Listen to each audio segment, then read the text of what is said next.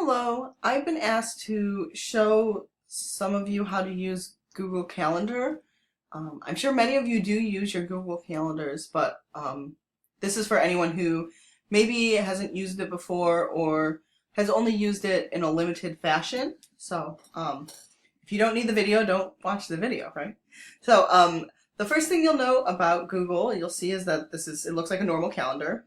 Mine right now is blank because I haven't loaded any of my calendars on there, but you will have the ability to have your particular calendars on the format. So if you look over here to the left, it says My Calendars. Any calendar that is considered your calendar is a calendar that you can edit or add to. So like your own calendar, right? Mine, Omega Hollies, from my email. I can add events, or I can add meetings or special days or something like that, and it shows up as my calendar, right? So if I click it, here is what my actual calendar looks like. So I have a lot more than probably many of you are putting on there, right?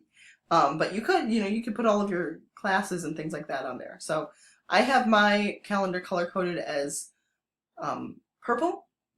But if you click down this little arrow, you can actually change the color if you wanted, right? I'm going to keep it at purple. Or maybe I'll change it to a different color purple. Okay.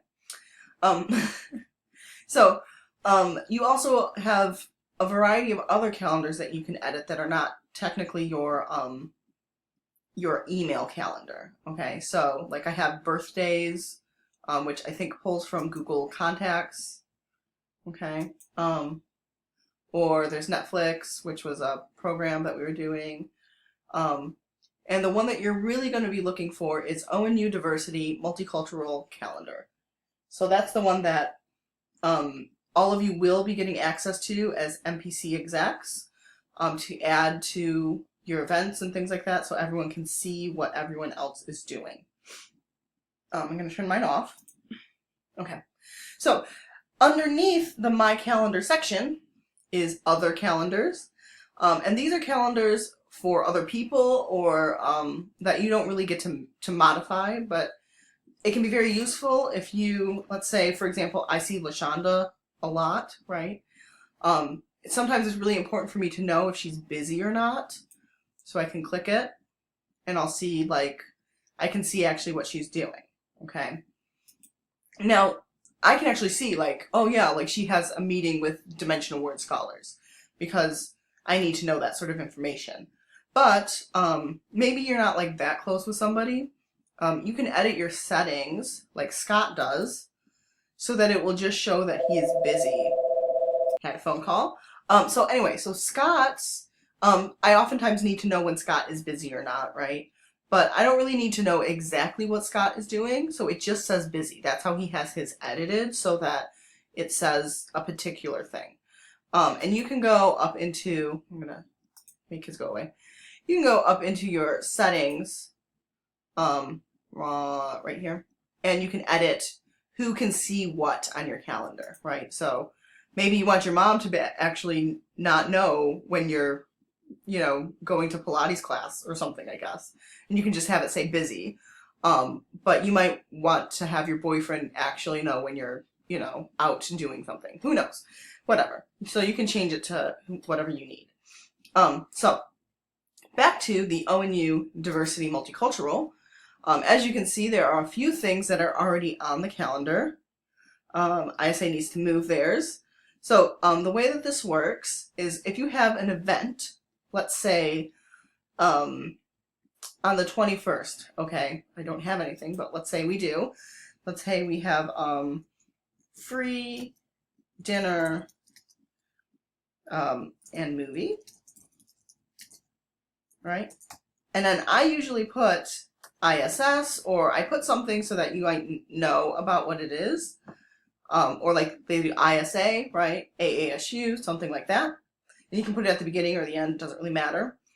And then you can type the time, and I would say at 4 p.m. Okay? Click return, or you can click create. And boom, it's on the calendar. 4 p.m. Okay. Now, if you look, we'll do it again. Down here it says when, right? The date, and it also shows you which calendar. So if you click down here, you can change it to whichever calendar you'd like. Because I have only the ONU diversity calendar showing, that's the default calendar it will go to. So let me show you what that would look like if I don't. So here's mine, right? Click. Oh, because I am more important to myself than the ONU diversity calendar, I am the default. But if I take mine off, then you can't be the default anymore. So click it off. Okay, so you want to make sure that you're actually choosing the ONU diversity multicultural calendar if you have any other calendars open. Okay. And then again, right, we said 7 p.m. or 4 p.m. or whatever, and you made the event. Now, if let's say that wasn't actually the time, or you wanted to edit it in some way, okay, click on the actual event and click Edit Event. And it'll pop up like this, of course. You can change the name, and let's say we'll change the name to Just Free Dinner, right? We'll put ISS up here. You can change it to be an all-day event. You can change it so that the time is on the half hour. You can make it repeat, and then you can choose how often it will repeat, right? So maybe we're having a free dinner and it's monthly or yearly, okay? And then you can have it repeat for 7 months, right? Or you can have it repeat every month, right? You can have it repeat on the day of the month or the day of the week. You can have it have an end point, like if it's something for school and you're getting out of school at a certain point, so it doesn't keep showing up on your calendar to remind you to go to, hula hoop class. Like you're not going to hula hoop class. It's July, so. And then you'll just click done or cancel, Okay. You can also enter the location. Now, do not try and actually use these because it will choose places that aren't actually in Ada. I just will put Multicultural Center, or you can put MC House, or you can put, I don't know if you're in Affinity, AF West, right? Whatever it is to notify somebody where it is. And you can add guests. So if I wanted to, I could add LaShonda, or I could add Jackie, right? And it pulls it from your guest booklet thing. So when you do save this, if you've added people, it will send an invite to them. That's why you get invites in the emails from professors and things like that, so that they can RSVP yes or no. It's really important to actually RSVP if somebody asks you to. So make sure you do that. And you can put a description, like a little note, and say like, hey, eat some pizza, right? So down here, it's going to show me as busy, right? I'm doing something during that time. I guess you could also put it as available. Like, for example, if you were instead doing office hours, right?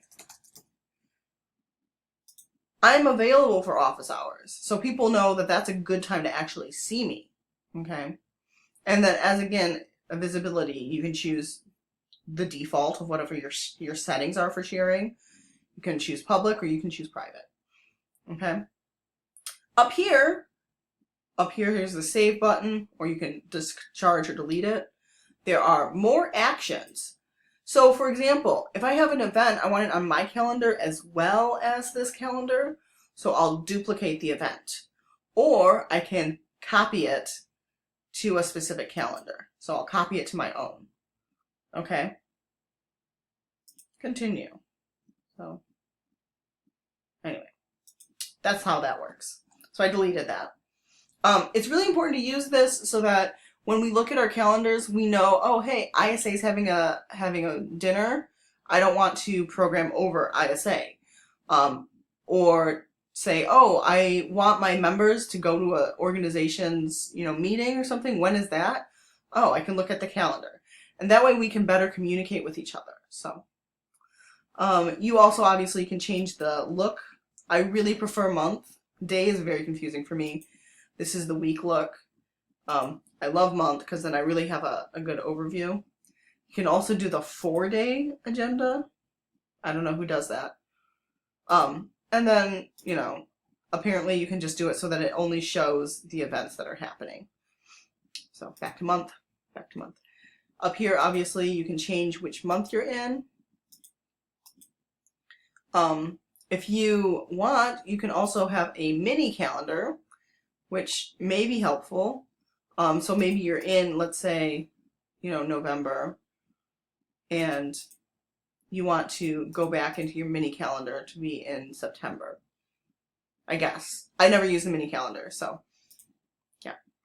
Any other questions that you have about this? Obviously, we can talk about it. You can search in your calendar. You can do pretty much anything you can do with Google devices. So, thank you. Happy calendaring.